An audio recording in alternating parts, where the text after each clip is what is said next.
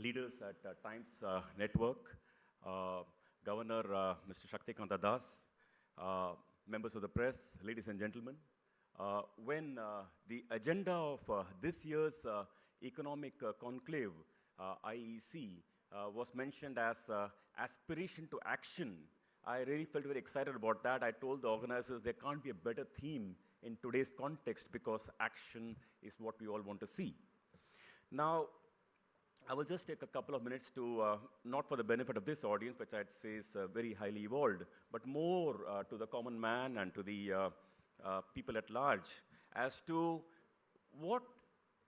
how do nations bring people out of poverty? Now, in my mind, it's really very simple.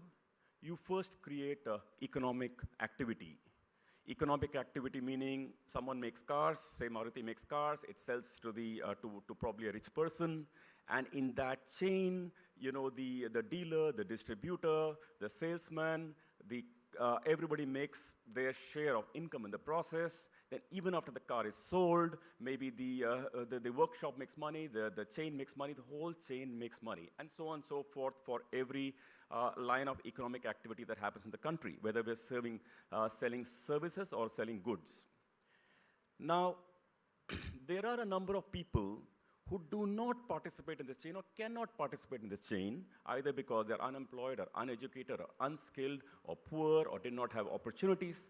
Now, the role of the government becomes to tax the chain that I described earlier and use those taxes to improve the lot of the second block whom I talked about who are lesser privileged.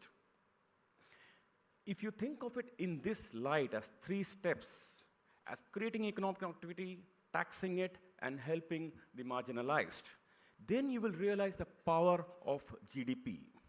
I wanted to just share with you that in 1980, India's GDP was roughly equal to China. Both were about $190 billion. Per capita were also similar. MK. I need your attention, MK. Yeah.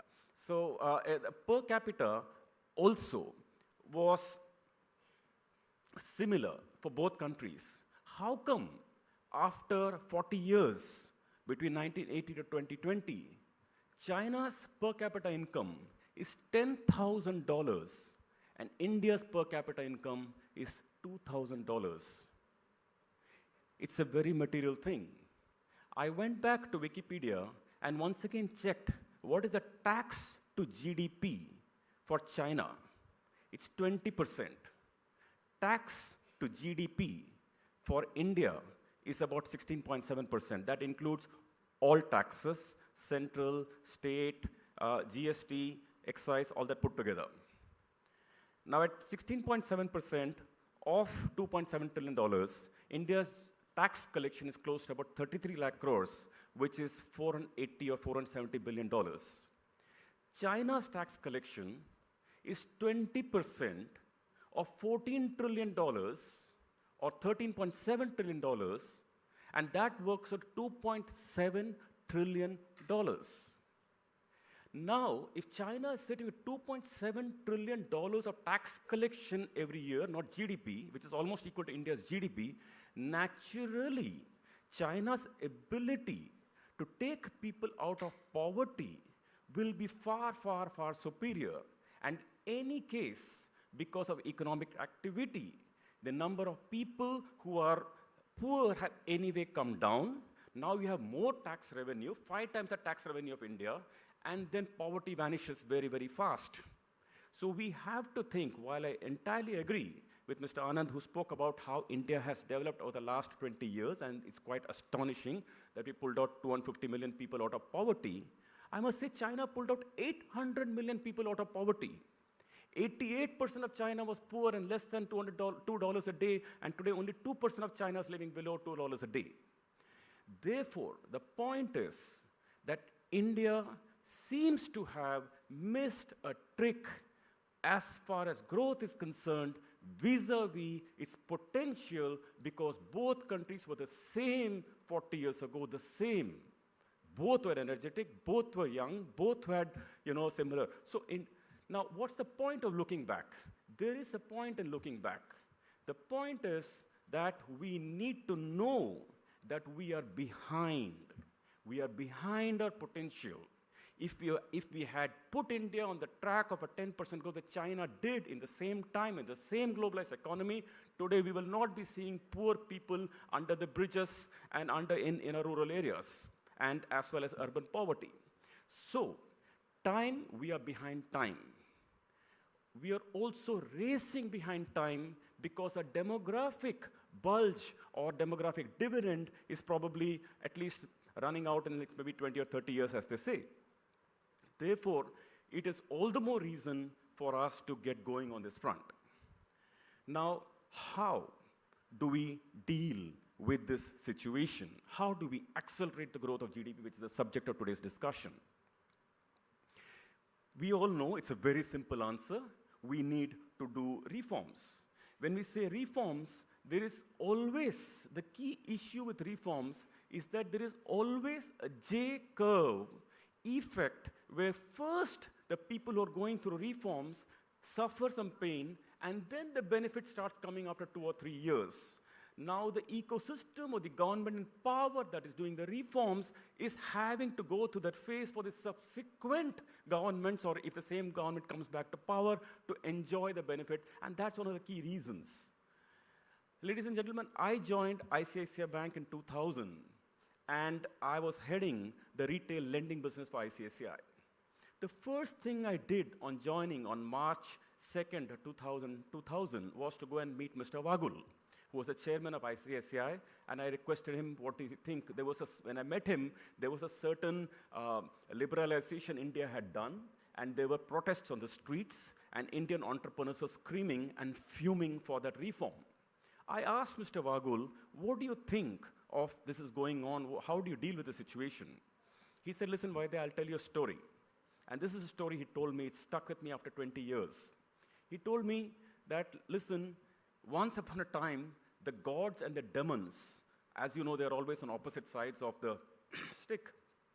They wanted to get Amrit, the immortal nectar, and they had to churn the cosmic ocean to get that nectar. He said, because ocean is large, they took Mount Mandara, the mountain itself was the churning stick, and the snake was the churning rope. He says demons and gods pulled it from different directions, and first came the poison, and it's called halahal. And he said the poison came, and then someone held it in the neck, and then came nectar. And he told me the story to say, this is how reforms are and liberalization is, because the two ends of the stick are globalization and liberalization, and that is how we get to the reforms, because first there is pain. And this is one fundamental story that I heard quite a while ago. Now, as far as our country is concerned, the key thing is that we have, in the last few years, done terrific reforms, and that is why we feel positive for India. Because just in the last 5 years, we have done DBT, we have done alignment of fuel with the international markets. We don't spend 1 lakh crores a year like we did in 2013. We have done GST, which is a bold and landmark reform, ease the life of people. Ease of doing business is a facilitative reform. UPI is a facilitative process. IBC is a landmark reform. So each one of these reforms have made a facilitative process for the new Indian economy to drive upon. And each one of the reforms, while we said it in a matter of a flash, they have dramatic impact on the growth of the nation in the years to come. Therefore, when we say that we want to see a new India and a large $5 trillion economy, our key agenda should be, how should we create an inclusive $5 trillion economy? And I think, again, on this front, the government has done quite a lot of initiatives. For example, it's just in the last 5 years, India has done 100% electrification. It has India has created the UPI system whereby credit can reach the bottom of the pyramid. India has reached LPG to close to about 10 crore, 100 million homes, open 300 million bank accounts. If you think of these are all micro reforms, not the macro reforms like the GST and IBC and so on. So for India to make an inclusive $5 trillion economy, which should be the key agenda for India. India needs to be doing all the macro reforms at great gusto. I told you we were behind. I told you we had lesser tax collections, 5 times less tax collections than China. We need to fix that with macro reforms and then use the money to quickly do micro reforms to reach. Because for a child who's poor, we cannot say, you wait for India to become a $5 trillion economy, you'll become rich. A lady who's cooking fuel with wood cannot be told, you wait for India to become a $5 trillion economy, you'll be fine. So that arteries to create the reach the $5 trillion economy in today's generation itself to the bottom of the pyramid, I think on this front, the government has done a really wonderful job in the last 5 years. So these two, the macro and the micro, go hand in hand to create a inclusive $5 trillion economy.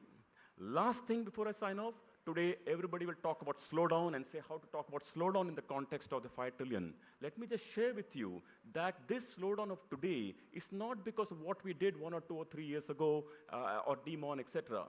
It goes back because in between 2010 to 2015, India banking system was going gangbusters at 20% per annum.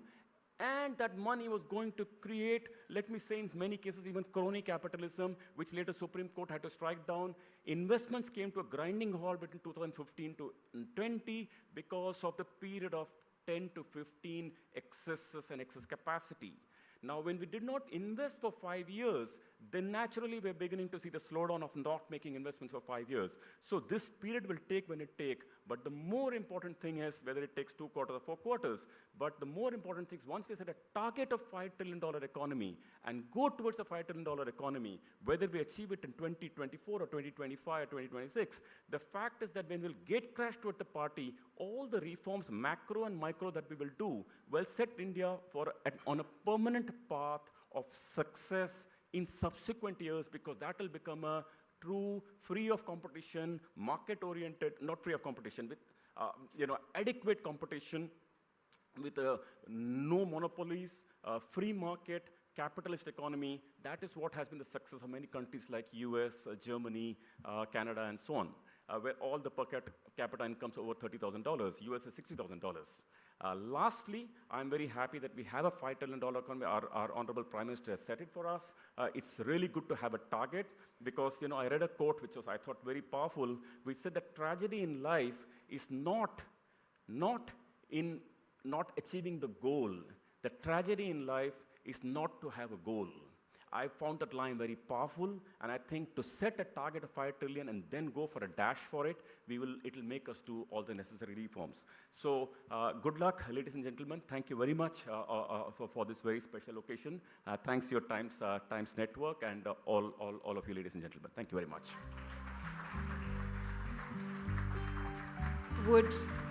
I would now like to request our distinguished guest, the RBI Governor, Mr. Shaktikanta.